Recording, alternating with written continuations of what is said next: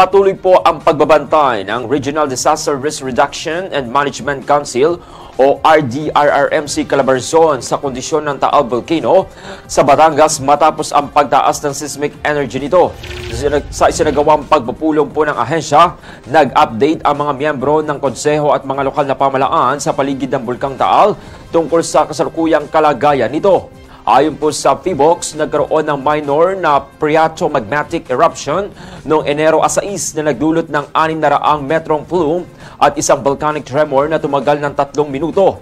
Bukod dito, nakapagtala rin po ng 12 volcanic earthquakes at 6 na tremor events sa parehong araw. Pinayuhan naman po ng DOST PHIVOLCS ang mga kasapi ng konseho na manatiling handa at maingat sa kabila ng Alert Level 1 status ng bulkan. Tinalakay rin po ng Batangas PDRRMO ang kanilang contingency plan na gumagamit ng Quadrant Mechanism Response at Unified Area Command System.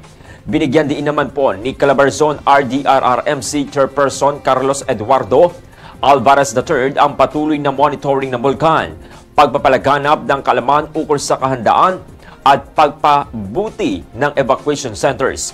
Hinimok din niya ang mahigpit na pagpapatupad ng mga patakaran sa Taal Volcano Island at patuloy na pagsasanay ng mga lokal na komunidad sa pamamagitan ng simulation exercises.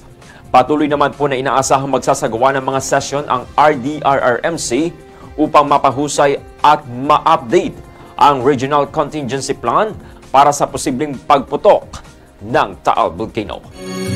Good morning.